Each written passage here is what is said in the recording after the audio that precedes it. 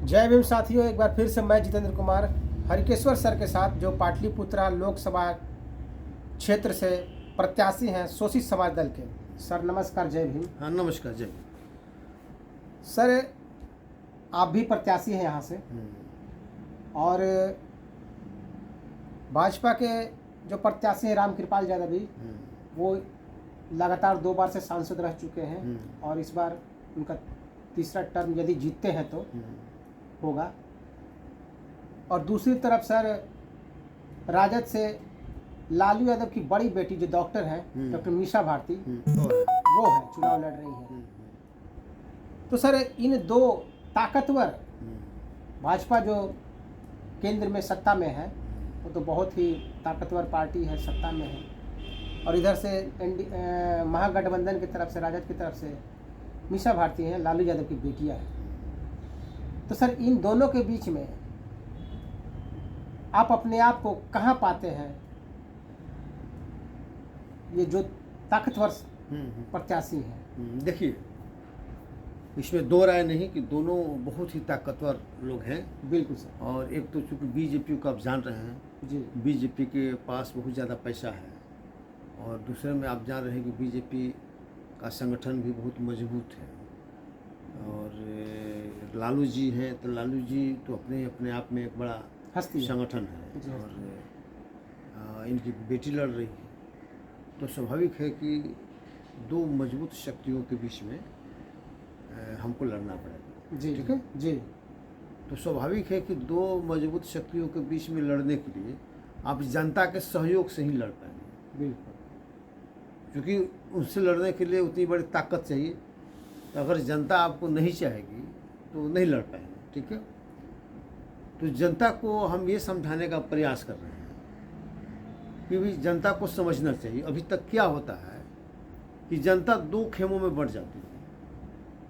जी, दो खेमों में बढ़ जाते हैं कि चलो वो जीत रहा है या ये जीत रहा है, दोनों के बीच अपना वोट का बंटवारा हो गया, उसमें जीत गया। जी, मैं चाहता हूं कि ऐसा नहीं हो।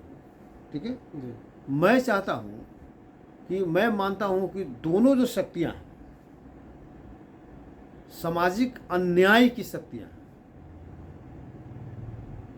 दोनों आप देखे होंगे कि दोनों जो गठबंधन है, अति पिछड़ा और शेड्यूल कास्ट और मुसलमानों का हक छीनकर, है कि नहीं, किसी खास वर्ग को देने के लिए उतावला है दोनों, चाहे एनडीए हो या लालू जी का गठबंधन, महागठबंधन। तो ऐसी परिस्थिति में लोगों को समझाना होगा, जो लोग समझ जाएंगे कि अरे भाई, हम जिसको समझते थे कि तो हमारा देश हित में काम कर रहा है, समाज हित में काम कर रहा है, तो उल्टा काम कर रहा है, किसी न किसी का हिस्सा हड़प रहा है। तो किसी का भी हिस्सा हड़पने वाले लोग कभी भी न्यायप्रिय नहीं हो सकते, न्यायिक नहीं कहला सकते। उनको नहीं कहा सकता है कि वो न्यायप्रिय हैं और न्यायिक व्यक्ति है, न्याय करने वाले लोग। वैसे जो बेईमान लोग हैं, जो किसी दूसरे का हक छीनते हैं, दूसरे का हक हड़पने का षड्यंत्र में शामिल रहते हैं, तो वे समाज को या देश के लिए हितकर नहीं हो सकते। तो दोनों जो शक्तियाँ, दोनों शक्तियों के बीच जो है, दोनों अन्यायी शक्तियाँ हैं और मजबूत शक्तियाँ हैं, और दोनों के बीच हमारी लड़ाई है। तो मैं जनता से अपील मान लिया कि करूँगा, और जनता से कहूँगा कि भाई दोनों अन्यायी शक्तियाँ हैं, आप देख लीजिए कि कौन कौन किसका हिस्सा हड़प रहा है। ठीक है, तो जब तक दोनों को अब वही सोचते रहेंगे कि वो जीतेगा चाहे वो जीतेगा, तो हमेशा अन्यायी शक्ति ही जीतेगा। कम अन्याय शक्तियों को, एगो बड़ा मजबूत अन्याय शक्ति है, एगो छोटा अन्याय शक्ति है, तो अगर छोटका को देते हैं तो फिर भी अन्याय वो बड़ा हो जाएगा, तो फिर वही करेगा वो। तो इसलिए अन्यायी शक्तियों को परास्त करना जरूरी है। आप उसको तो किसी भी कीमत पर वोट आप नहीं दीजिए।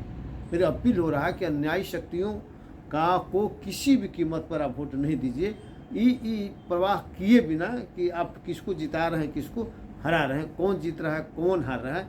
इस चीज़ से आप परे हो जाइए, अपने आप को एक चुनाव में अलग करके आप देख लीजिए, और आने वाला कल जो है रिजल्ट आपका, यानी कि आप ये सब एजेंडा को लेकर के जनता के बीच जाना। हाँ, तो ये जो रिजल्ट आएगा जी, तो रिजल्ट आएगा तो भारत को नई दिशा देगा। ये जिस दिन भारत के लोग, खास हम चाहते हैं बिहार में शुरुआत कर रहे हैं कि बिहार के लोग अन्यायी शक्तियों के विरुद्ध मतदान करें। मेरा यही अपील है कि दोनों अन्यायी शक्तियां हैं, दोनों के विरुद्ध आप अपना वोटिंग करें। कौन जीतेगा कौन हारेगा इसकी परवाह आप करना छोड़ दें, तो नई दिशा नई ऊर्जा निकलेगी जो भारत को, बिहार को नई दिशा देगी। और हम समझते कि सामाजिक न्याय की शक्तियाँ आगे बढ़ेंगी, न्यायपूर्ण काम करने वाले लोगों का प्रश्न बढ़ेगा और उनका मान लीजिए कि हिम्मत बढ़ेगा, और आगे हम न्याय के लिए भेदभाव विरोधी मान लीजिए है और अन्याय विरोधी ताकतों को परास्त करके हम न्यायप्रिय शासन व्यवस्था कायम कर सकते हैं। और ये लोगों के द्वारा ही होगा। ये लोगों का जब तक जन समर्थन नहीं होगा तो ये नहीं होगा, और इसी जन समर्थन के साथ हम चुनाव में आगे जा रहे हैं। सर एक प्रश्न और उठता है, क्या यदि भाजपा 2024 का लोकसभा चुनाव जीत जाती है तो संविधान खतरे में है?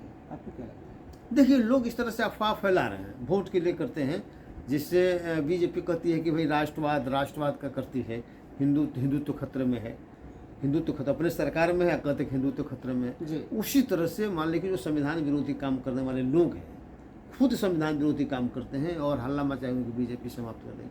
हमारा कहने का मतलब कि अभी की परिस्थिति में संविधान के रहते हुए बीजेपी जो चाह रही है करिए नहीं जी। तो संविधान बदलने के बारे में क्यों सोचेंगे? क्या जरूरत है उसको? जी।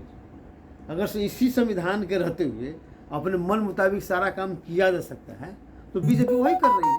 डॉक्टर अंबेडकर ने कहा था ना कि संविधान कितना भी अच्छा है, मतलब उस पर निर्भर करेगा कि उसको लागू करने वाले लोग कैसे हैं। अगर अच्छे लोग हैं तो अच्छा साबित होगा, अगर बुरे लोग हैं तो संविधान बुरा साबित होगा। तो संविधान तो वही है, लेकिन उसी हिसाब से उसको लागू करने वाले लोग, तो चूंकि अगर उनको इसी संविधान से अगर सत्ता मिल रही है, इसी संविधान से राज कर रहे हैं, तो फिर मान लीजिए कि अपने आप को कटघरे में खड़ा क्यों करना चाहेंगे? करने का कोई हमको नहीं लगता है, लेकिन खैर ये राजनीति है, राजनीति हिसाब से लोग अपना कर रहा है। तो साथियों, अभी पाटलिपुत्रा निर्वाचन लोकसभा क्षेत्र से प्रत्याशी हरकिशोर सर से आपने उनकी बातों को, व्यू को सुना। मिलते हैं आगे किसी और विषय पर। जय भीम, जय भारत, जय संविधान। जय